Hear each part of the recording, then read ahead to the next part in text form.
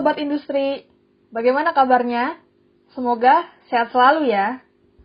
Kenalin, aku Nabila Ardiansyah dari Teknik Industri 2019. Jadi, di podcast kali ini, kita akan berbincang-bincang bersama salah satu alumni Teknik Industri yang baru aja diwisuda bulan November ini, yaitu Kak Kiki. Nah, langsung aja nih kita sambut narasumber kita. Halo Kak Kiki, apa kabar Kak? Hai Nabila, Alhamdulillah sehat. Semoga kamu juga sehat ya. Teman-teman juga sehat selalu. Kalau kata orang, tak kenal maka tak sayang Kak. Maka dari itu, boleh dong Kak Kiki memperkenalkan diri terlebih dahulu kepada Sobat Industri. Oh iya, oke. Kenalin, aku Kiki, Teknik Industri angkatan 2016. Sekarang udah jadi alumni Teknik Industri. Halo semua. Kira-kira sekarang kesibukannya Kak Kiki apa aja ya Kak? Sekarang kesibukannya ya masih sama sih kayak dulu jadi mahasiswa. Ya, sekarang masih belajar, beradaptasi dengan lingkungan baru, adaptasi dengan hal-hal baru. Jadi ya sama kayak dulu masih belajar. Kan kakak baru aja di wisuda nih Kak. Gimana sih perasaan kakak wisuda di masa pandemi kayak sekarang ini? Yang pasti alhamdulillah karena udah selesai menyelesaikan studi di teknik industri, meskipun yang mungkin yang aku inginkan dan teman-teman angkatan 16 atau wisudawan lain kan inginkan merayakan kelulusan bareng-bareng tidak bisa terrealisasi karena pandemi ini, tapi it's okay, nggak apa-apa. Yang penting kita tahu apa tujuan kita setelah ini. Jadi kita bisa membawa diri kita ke arah yang kita inginkan. Dan yang jelas khususnya setelah aku lulus dihadapkan dengan hal-hal yang mungkin sangat susah untuk kita pahami. Jadi di satu sisi merasa senang karena udah selesai, di sisi lain merasa masih banyak kekurangan yang ternyata ada hal-hal yang perlu aku perbaiki lagi sebelum aku berangkat ke step selanjutnya. Oh iya Kak, aku dengar-dengar nih, katanya Kak Kiki dapat IPK 3,9 ya. Wah, selamat ya Kak, keren banget. Iya, makasih. Tapi mungkin nilainya tadi disensor aja kali ya. Ya, memang benar. Saya juga sepakat kalau IPK merupakan salah satu indikator kesuksesan belajar seorang mahasiswa. Akan tetapi aku sendiri juga memahami kalau IPK itu bukan segalanya. Jadi teman-teman di sini jangan salah paham kalau salah paham sama aku dengan apa yang udah aku dapat di situ. Aku benar-benar tidak mendewakan yang namanya IPK, tapi yang aku lakukan hanya melakukan dengan sungguh-sungguh setiap proses-proses ya, mulai dari di ruang kuliah, kemudian mengerjakan tugas dengan teman-teman, praktikum sampai ujian. Nah, kita harus konsekuen dengan tanggung jawab tersebut dengan melaksanakannya dengan sungguh-sungguh. Ada banyak hal yang sama pentingnya dengan IPK. Mungkin teman-teman jangan salah paham. Ada organisasi, ada kegiatan-kegiatan akademik lainnya yang bisa mendukung, meningkatkan pengalaman dan kualitas teman-teman semua yang bisa kalian coba, dan di situ sangat banyak tantangan-tantangan sehingga kalian akan berpikir untuk meningkatkan kemampuan diri kalian, dan itu bagus untuk meningkatkan kualitas kalian, sehingga ketika kalian udah lulus kalian tidak merasa kosong atau dalam hal apa sih kualitas kalian ketika kalian udah lulus. Kalian paham dengan apa yang udah kalian lakukan selama kurang lebih 4 tahun, sehingga ini benar-benar jadi bekal buat masuk ke dunia yang baru. Tapi di sisi lain kalian juga tidak boleh berpikiran kalau IPK itu adalah hal yang nggak penting.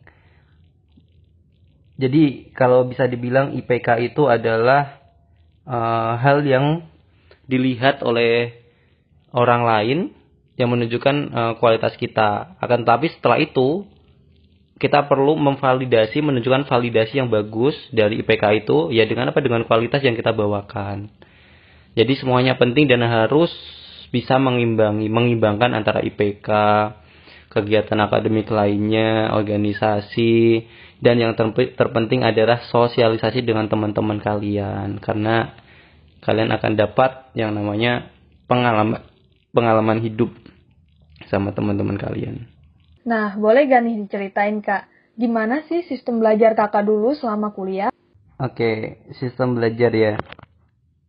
Mungkin perlu digarisbawahi kalau mungkin metode yang nanti ini akan aku ceritakan ke teman-teman semua belum tentu akan efektif juga ketika kalian terapkan ke diri kalian sendiri. Tapi kalau mau dicoba ya it's okay. Jadi aku membagi sistem belajarku ini ke dalam beberapa tahap. Tahap pertama itu belajar di ruang kelas. Ketika belajar di ruang kelas ya sebisa mungkin kita harus mendengarkan apa yang disampaikan oleh dosen ya, meskipun kita tahulah kadang yang disampaikan dosen juga susah untuk dipahami, terus kita juga males, kadang kita juga kurang cocok dengan dosennya, tapi ya it's okay lah, itu yang bikin kuliah jadi lebih menarik kan. Kalau kayak gitu kan seru. Jadi berusaha aktif ketika berada di ruang kelas, bertanya kalau memang nggak bisa, nggak harus ke dosen ya, tapi ke teman-teman lain, diskusi dengan teman-teman lainnya, itu juga salah satu yang aku lakukan. Kemudian tugas-tugas itu juga sebisa mungkin dikerjakan sendiri kalau bisa. Tapi kalau emang kita punya keterbatasan ya it's okay. Kalau mau lihat punya teman, tapi yang harus diperhatikan kalau kita lihat punya teman ya kita harus paham apa yang kita tulis, jadi jangan rugi. Terus sebelum ujian nih, aku biasanya 3 minggu sebelum ujian tuh aku udah prepare. Aku udah nyiapin yang namanya materi-materi yang akan diujikan. Jadi aku udah menguasai materi-materinya. Karena aku ngerasa kalau mendekati hari ujian pasti teman-temanku terutama yang dekat pada minta buat belajar bareng. Nah, di situ teman-teman minta aku buat ngajarin mereka. Intinya kalau aku merasa harus bisa ngajarin mereka, so aku harus paham dulu. Nah, di situ mungkin kuncinya. Jadi ketika teman-temanku masih belajar, aku udah memahami dan aku bisa mempraktekkan, mentransfer apa yang aku pahami ke mereka. Jadi ketika udah ujian, ya aku ngerasa aku udah bisa menyampaikan ke orang lain, jadi aku merasa bisa. Itu aja sih. Tapi kalau belajar tiap hari kayak gitu ya, kalau untuk orang yang sibuk organisasi kayak gitu nggak bisa diterapkan belajar sehari-hari. Dan aku juga mengalami kesibukan organisasi kayak gitu ya, meskipun nggak di tingkat organisasi formal BEM dan lain sebagainya kayak gitu. Aku nggak pernah yang namanya nerapin reguler tiap hari ini harus belajar kayak gitu, dibilang jarang. Itu aja sih. Dan jangan lupa untuk ya diskusi sama teman-teman ya, kalau misal kita ada salahnya atau kita salah pemahaman kan bisa tukar informasi. Dan yang terakhir itu seharusnya ketika belajar itu kita nggak perlu ibaratnya kayak menghafal semuanya dalam keseluruhan. Jadi aku lebih suka belajar itu dari pola. Jadi tentang ketika ada suatu materi kayak gitu aku bikin pola. Ini polanya bagaimana? Nah, aku menghafal dari polanya itu. Di tiap polanya itu ada sub polanya, ada sub materi, ada sub pemahaman yang bisa aku pahami. Jadi ketika aku udah memahami atau aku lupa nih, oh ini mana, aku masih ingat polanya kayak gimana. Jadi aku bisa mudah untuk mengingat hal yang lupa itu. Mungkin itu aja yang selama ini aku lakukan tuh kayak gitu. Selama jadi mahasiswa, apa aja nih Kak organisasi yang Kakak ikuti? Kalau bicara soal organisasi, aku sendiri bukan tipe mahasiswa yang terlibat di organisasi formal seperti himpunan dan BM kayak gitu. Bahkan aku 2 kali ditolak nih sama himpunan teknik industri. Ya, mungkin ini bisa jadi contoh buat teman-teman yang tidak mendapatkan kesempatan juga bisa nih mengembangkan diri ke tempat-tempat yang lain. Di tahun pertama aku udah terlibat di salah satu organisasi eksternal kampus yang bergerak di bidang keagamaan. Di situ aku selama 1 tahun kurang lebih. Juga pernah memimpin sidang musyawarah nasional di organisasi tersebut. Kemudian juga di tahun kedua aku terlibat di organisasi daerah, mahasiswa daerah. Posisinya waktu itu jadi kepala bidang PSDM-nya. Kemudian juga terlibat di, pernah nih aku ikut lembaga pers momentum di teknik, tapi aku nggak terlalu aktif karena di satu waktu juga aku mengurus kesibukan di laboratorium sistem produksi, dan waktu itu juga dipercaya jadi tim seksi lapangan atau komdisnya HMTI untuk pengkaderan angkatan 18. Menurutku ya kalau organisasi aku nggak ada organisasi yang mencolok gitu sih kayak himpunan dan BEM.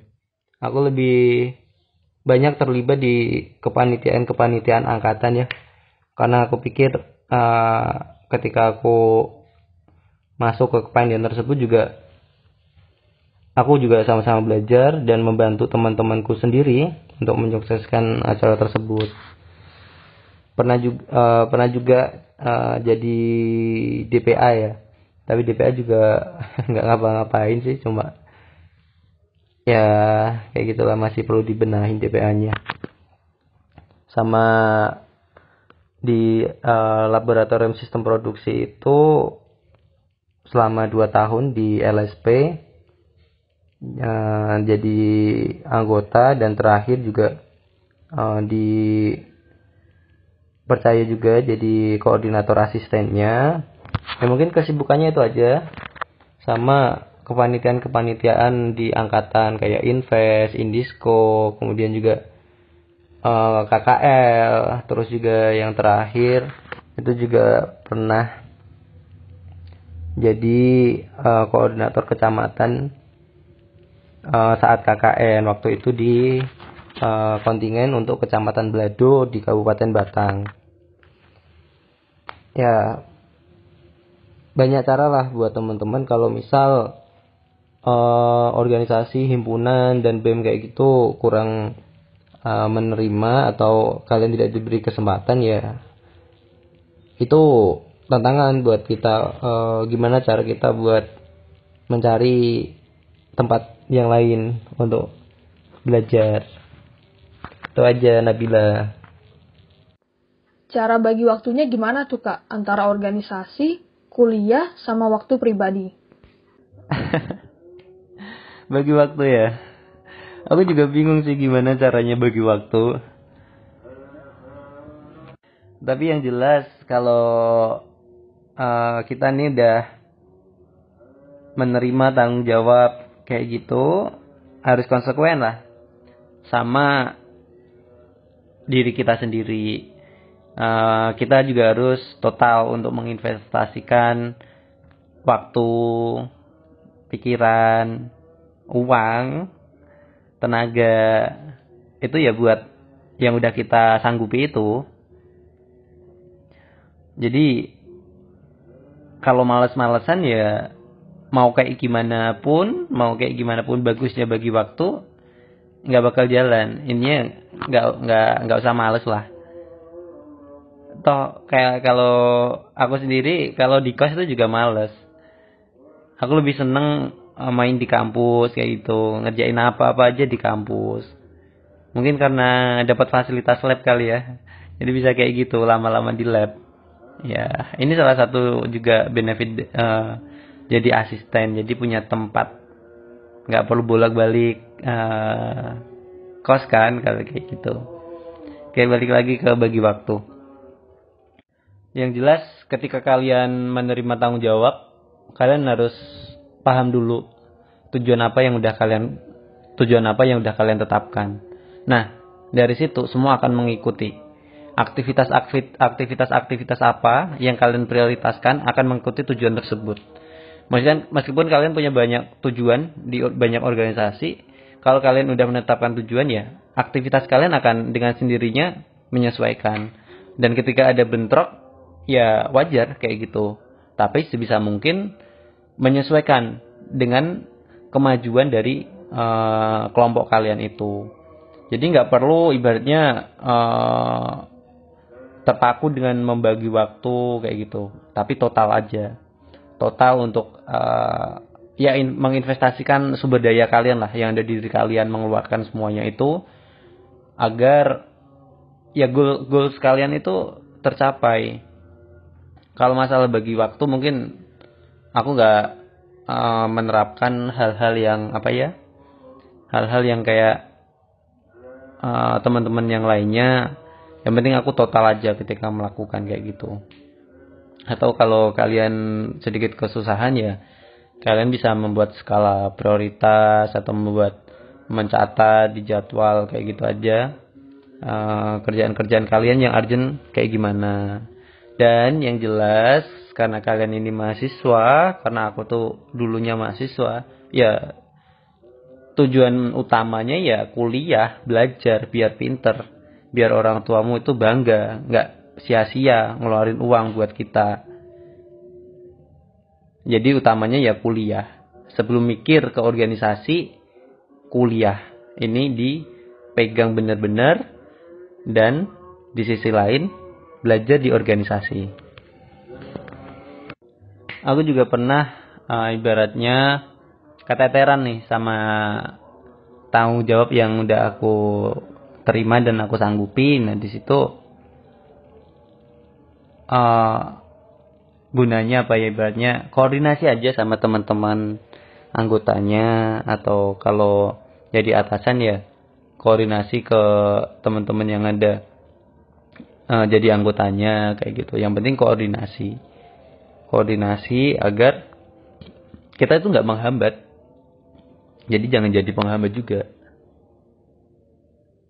Dan yang namanya orang belajar pasti ada salahnya kan. Menyeimbangkan antara organisasi dengan akademik ya perlu investasi yang lebih besar daripada waktu-waktu normal. Misal teman kita yang fokusnya ke akademik aja, pulangnya jam 5 sore, kalau kita menyanggupi organisasi ya harus mau pulang jam 10 atau jam 12 malam.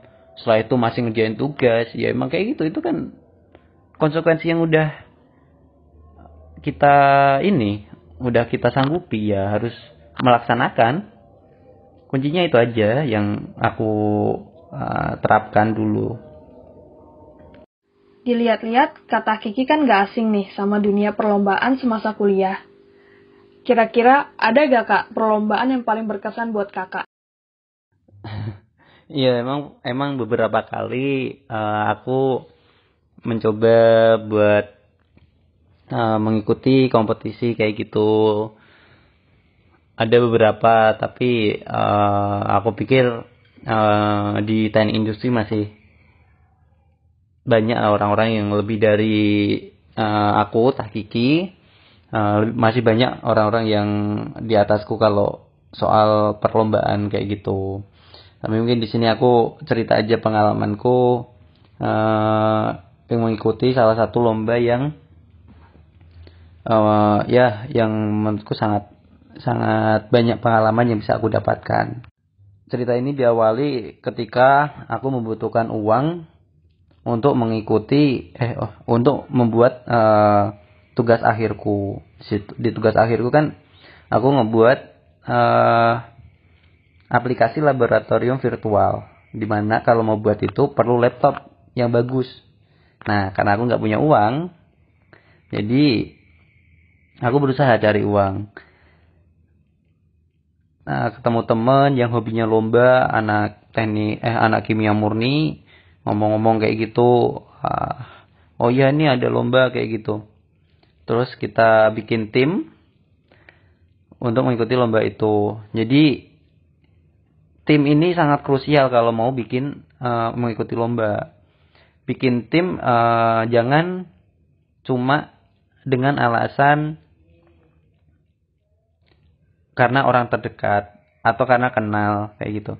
Tapi berdasarkan apa yang mau kita buat, ide apa yang mau kita masukkan ke kompetisi tersebut. Kalau timku kemarin itu campur banget. Ada anak kimia, teknik kimia, ada anak teknologi pangan, ada anak teknik elektro. Namanya kompetisinya itu Ide Nation 2019 yang diadakan oleh swasta PT Bara Multi, salah satu perusahaan batu bara, kemudian berkolaborasi dengan Narasi miliknya Najwa Shihab. Nah, lomba ini itu menantang kita untuk membuat inovasi untuk menyelesaikan permasalahan-permasalahan. Ada 4 subkategori, di mana timku ini mengajukan ide di kategori Green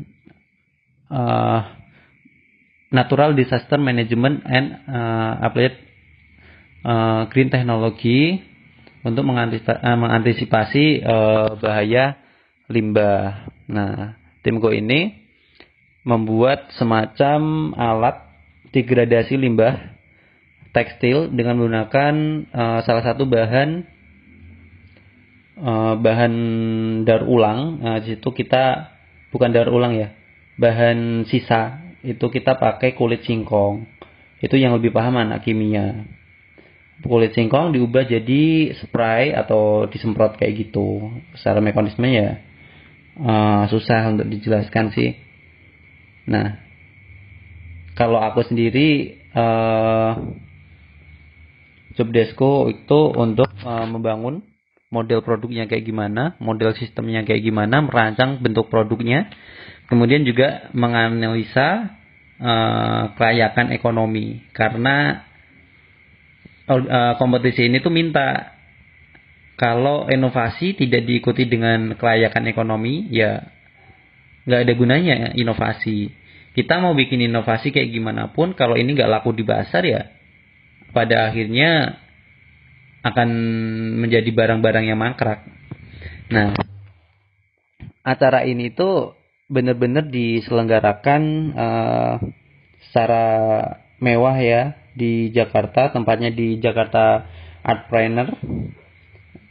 Nah, di situ kebetulan dari seleksi-seleksi yang udah dijelaskan, udah diikuti, nah tim kita lolos ke babak grand final. Nah, di babak grand final ini harus ditunjuk satu orang yang untuk melakukan presentasi di hadapan 4 juri dan sekitar 2.000 pengunjung dan media-media di Jakarta. Nah, di situ teman-temanku, anggota tim percaya sama aku untuk mewakili mereka buat presentasi di depan juri yang terdiri dari CEO Grab Indonesia, kemudian ada CEO GDP Venture, kemudian ada komisionaris utama dari PT Bara Multi itu sendiri, dan ada juga Najwa Shihab. Nah, jadi aku presentasi di depan mereka. Jadi kayak, oh, kayak gini rasanya jadi mempresentasikan ide kita ke orang lain, membuat mereka antusias dengan apa yang kita sampaikan, apalagi dengan orang-orang yang ekspor di Indonesia. Jadi kayak merasa wah kayak gitu, aku merasa seneng banget bisa membawa diriku dengan tenang, menyampaikan materi dengan baik, dan mereka juga sangat antusias. Dan akhirnya setelah melalui banyak proses, timku dinyatakan mendapatkan juara pertama di kategori 4 itu, dan alhamdulillah mendapatkan sejumlah rezeki yang terbilang besar juga nilainya. Kemudian juga aku bisa memakai uang tersebut untuk membeli laptop untuk membuat tugas akhirku itu. Jadi aku udah tetapkan nih goalsku itu apa. Aku pengen beli uang buat beli laptop. Aku ikut kompetisi tersebut, tujuannya yaitu. Jadi ketika aku entah dapat tujuannya ini, jadi aku laksanakan serangkaian prosesnya dari awal pembentukan tim sampai akhir. Aku laksanakan dengan sungguh-sungguh total sama teman-teman yang juga sangat mendukung untuk kerjasama, saling koreksi dengan bidangnya masing-masing. Wah, itu sangat pengalaman yang keren banget. Bahkan sampai sekarang kami juga masih kontak aja, kayak udah menjadi keluarga gitu, karena kita udah melewati proses dari awal sampai kita memenangkan hadiah sebesar itu. Jadi kayak ya kita kayak udah punya ikatan gitu sebagai teman, dan lebih juga dari teman. Itu sih pengalaman lomba yang paling berkesan buat aku selama aku kuliah. Dan ya alhamdulillah mungkin juga teman-teman tahun ini atau depan juga bisa mencoba untuk mengikuti event-event seperti itu. Dan seingatku event ID Nation ini juga event yang berulang tiap tahunnya. Jadi ayo persiapkan ini, dan bonusnya kalau kalian dapat juara 1 nih, kalian bisa dapat 5 SKS, kenaikan 5 SKS kalian. Misal nih 3 SKS kalian B, bisa dinaikkan jadi A. Masih sisa 2C bisa kalian naikkan jadi B. Jadi banyak banget benefit nih kalau kalian menang lomba itu. Pasti baru tahu kan? Ya makanya banyak hal lah yang benefit-benefit yang bisa kita dapatkan ketika kita berhasil membawa nama kampus untuk memenangi kompetisi tersebut. Jadi semangat kalian, semoga bisa melakukan hal yang lebih besar daripada yang udah dilakukan oleh teman-teman yang terdahulu dari kalian, kayak gitu. Boleh diceritain gak nih Kak, proses kata Kiki sampai bisa jadi juara dalam perlombaan tersebut seperti apa? Kalau prosesnya ya tadi secara singkatnya udah aku jelasin gimana dari awal pembentukan tim, harus memilih orang-orang yang tepat untuk melaksanakan fungsinya. Setelah itu dulu lolos seleksi ini kan, berkas, kemudian membuat prototipe, semifinal, kemudian lolos lagi ke final, membuat perbaikan prototipe lagi, kemudian dari final itu presentasi lagi, kemudian presentasi di hadapan keempat juri tadi sama penonton itu. Di situ juga ada ibaratnya kayak pameran dari karya-karya kita, dan benar-benar itu pameran tentang inovasi dan yang diselenggarakan oleh perusahaan besar kayak gitu, kayak bagus banget gitu acaranya. Dan di akhir acara ketika setelah pengumuman itu ya kita dihibur sama Raisa. Jadi wow, kita ikut lomba tapi kita dapat banyak, dapat hadiah, dapat nonton Raisa nih, jaraknya cuma 3 meter dari kita. Jadi kayak wah, ya pengalaman yang seru kayak gitu. Jadi coba ntar kalian lanjutin ya. Itu aja prosesnya. Biasanya, kalau kakak lagi ikut dalam perlombaan, apa sih kak yang paling bikin kakak nervous? Kalau nervous, yang pasti ketika ini sih menyampaikan presentasi itu pasti nervous kayak gitu. Siapapun lah pasti nervous. Tapi ya kita harus profesional ketika kita udah di depan dewan juri ya all out. Kita harus ya yang udah kita siapkan kita sampaikan. Gimana caranya kita mengimpress mereka, membuat mereka tertarik, membuat mereka antusias dengan karya kita. Jadi kalau misal mereka udah tertarik nih, nervous bakal hilang. Kita enjoy menjelaskan ke mereka, mentransfer ide kita. Itu kita bakal enjoy. Awal-awal pasti nervous, tapi ketika udah di stage, udah di panggungnya ya libas aja lah kayak gitu. Mau salah, mau bener, yang penting harus bener dan orang nih jurinya itu harus antusias sama apa yang kita sampaikan. Kalau boleh diceritain, gimana sih kak cara kakak meyakinkan diri sendiri untuk ikut dalam sebuah perlombaan? Pasti banyak banget nih mahasiswa yang suka ragu untuk ikut sebuah lomba. Apalagi kalau lomba itu baru banget buat mereka. Iya, keyakinan itu penting sih kalau mau mengikuti sebuah lomba. Aku juga pernah ikut lomba tapi juga ragu-ragu dan akhirnya nggak maksimal kayak gitu.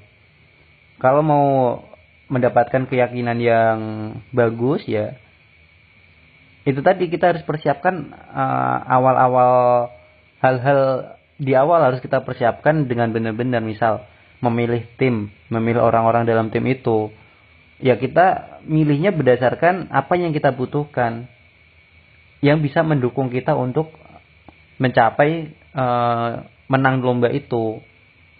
Setelah kita mendapatkan tim, pasti kan kita akan diskusi, kita akan membangun ide kita, akan membuatnya sebagus mungkin untuk mendapatkan kemenangan itu. Tapi yang penting ini sih kalau awal-awal mau mencoba lomba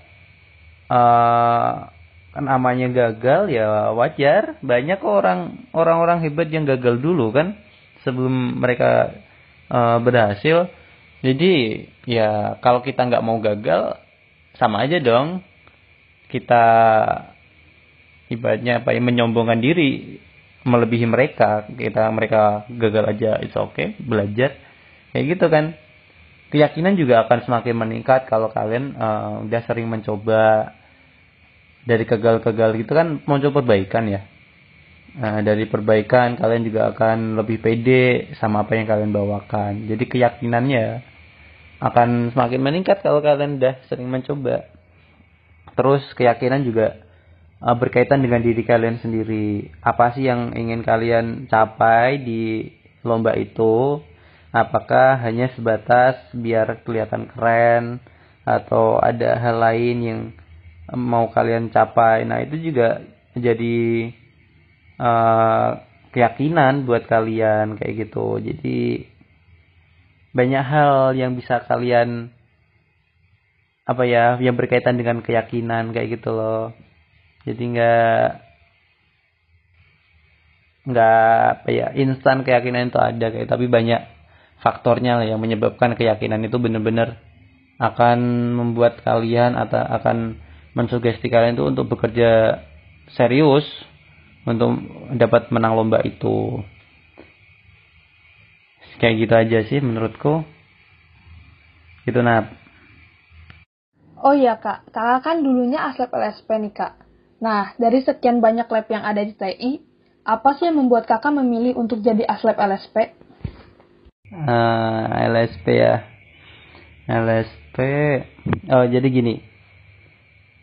Jadi ya teman-teman semua tahu kalau bagaimana tentang laboratorium sistem produksi. Nah, berawal dari situ nih. Aku pengen masuk dan aku pengen istilahnya memberikan pemikiranku untuk lab tersebut. Dulu ketika temanku angkatan praktikum, nggak ada yang namanya dapat ACC laporan kuning. Jadi semuanya nggak ACC, putih semua. Nah, aku melihat nih, menganalisa apa aja sih yang perlu diperbaiki dari laboratorium ini. Nah, dari situ aku lihat teman-temanku ini benar-benar ngejalan laporan sungguh-sungguh, praktikumnya sungguh-sungguh. Bahkan mereka nggak pulang, tidur di lab, tidur di TI buat ngerjain laporannya itu. Dan aku juga di sana, asistensi dini hari. Tapi kita benar-benar mendapatkan hasil yang tidak ACC. Jadi kayak kesel gitu aku. Kesel banget. Kalau dibilang ya kesel, tapi ya mungkin kayak gitu kali ya. Nah, dari situ aku nggak pengen ini terulang lagi. Nah, aku pengen memperbaiki bagaimana cara pembelajaran yang menyenangkan lah. Cara pembelajaran yang benar-benar tujuannya ini ya membuat orang lebih pintar. Itu perspektifku.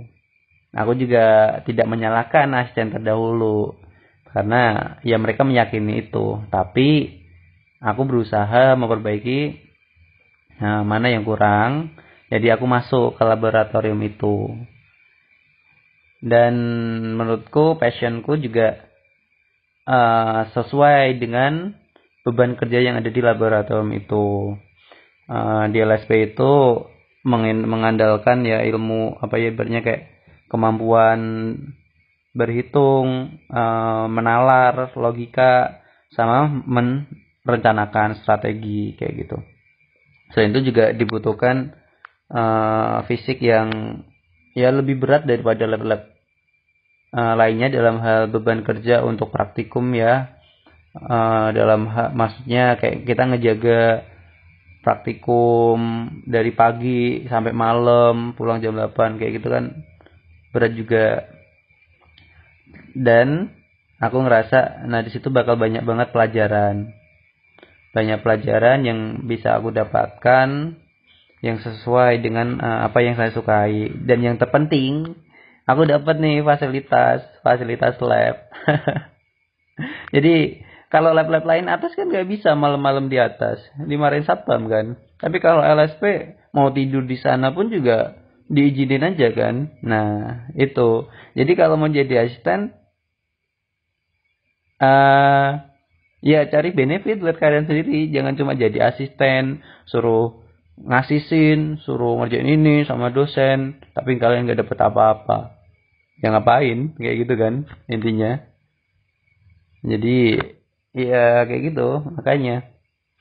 Tapi aku juga heran kenapa kok akhir-akhir ini tuh sedikit banget yang ikut oprek asisten LSP. Ini aku kasih tahu nih bagus-bagusnya masuk LSP. Jadi kalau kalian mau ikut lab LSP jangan memposisikan diri kalian sebagai praktikan tah. Kalau jadi asisten ya enak, dapat fasilitas kayak gitu, dibantu, dikenal sama dosen, ya KTA-nya juga dibantu, KP juga dibantu, apalagi makan juga kadang dikasih makan, ya seru kan. Jadi ayolah tuh masuk ke LSP. Kayak gitu aja buat teman-teman semuanya. Boleh diceritain nggak Kak, pengalaman Kakak yang paling menarik atau paling berkesan selama jadi aslab LSP?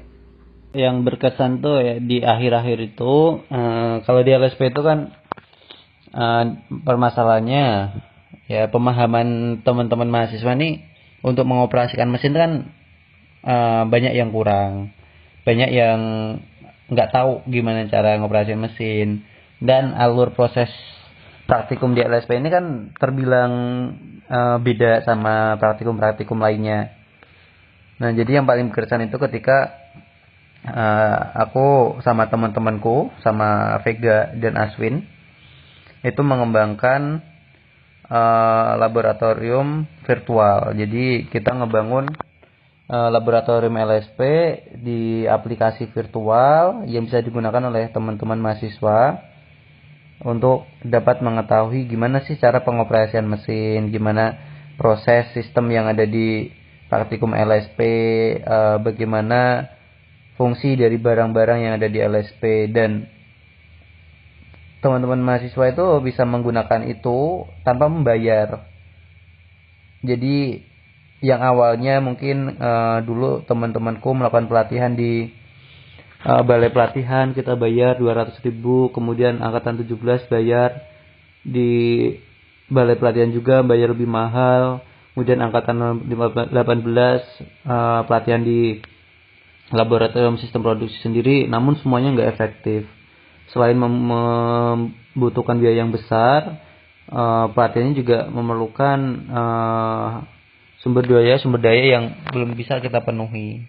Jadi dengan aplikasi tersebut setidaknya bisa jadi potensi untuk membantu proses pembelajaran yang ada di laboratorium sistem produksi, khususnya pengoperasian mesin turning kayak gitu, dan pengenalan sistem dari praktikumnya itu sendiri. Itu yang berkesan yang pertama.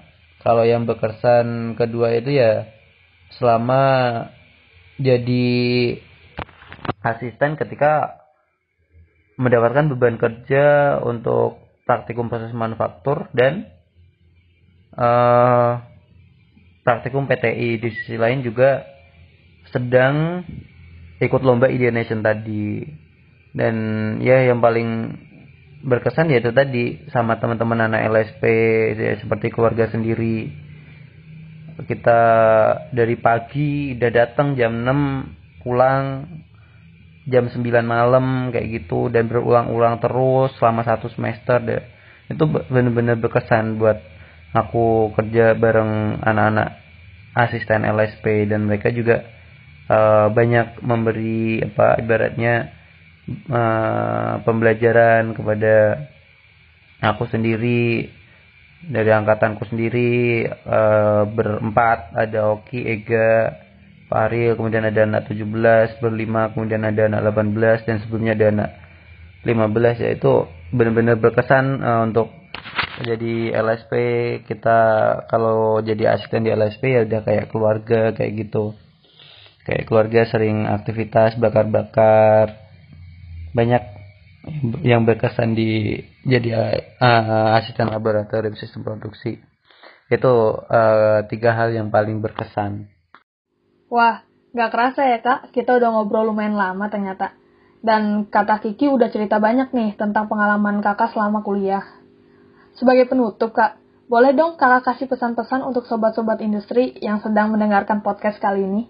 Wah, iya ini udah panjang banget kita ngobrolnya. Pesan gini, mungkin sebagian dari kita memiliki tujuan yang berbeda-beda untuk mengakhiri bagaimana cara kita mengakhiri masa perkuliahan kita, dan itu nggak bisa disalahkan karena setiap orang punya urgensinya masing-masing dan prioritasnya masing-masing. Tapi yang jelas kalian jangan terjebak ke dalam dilema kelulusan itu sendiri. Banyak hal yang bisa kalian manfaatkan ketika kalian belum lulus.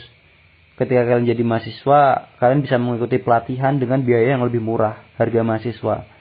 Kalian masih bisa mendapatkan uang bantuan dari kampus untuk mengikuti lomba, conference, dan lain-lain sebagainya.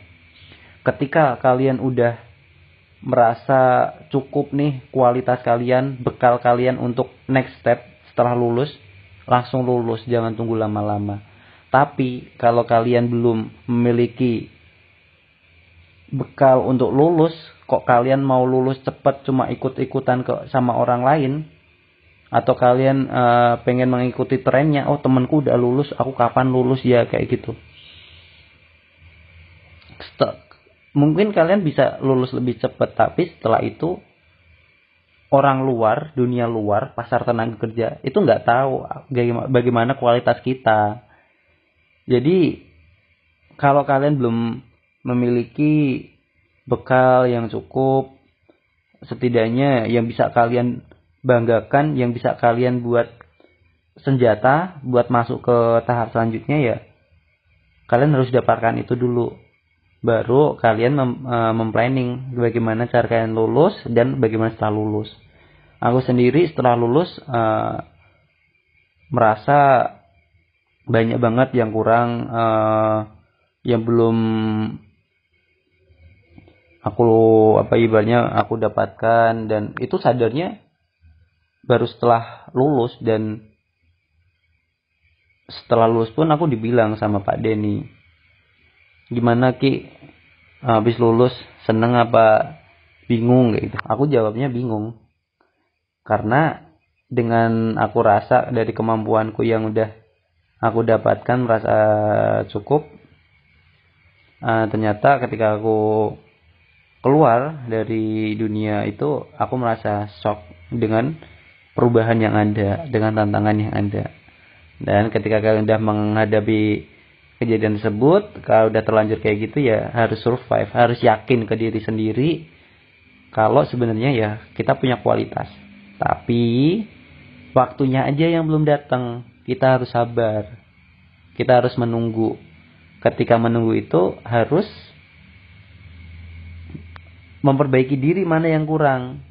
Bisa dibilang kalau bahasa Inggrisnya kurang, ya setelah lulus belajar bahasa Inggris. Kalau pengen menguasai suatu bidang tertentu, misal QC, ya ikut kursus QC, ambil sertifikasi resmi ada di situ, dan lain sebagainya kayak gitu. Jadi nggak terpaku ke kondisi, jangan menyerah. Bagaimanapun lah cara kita lulus, yang penting kita udah mantap apa yang udah kita bawa, apa yang kita capai untuk kedepannya. Semoga kalian sukses selalu ya.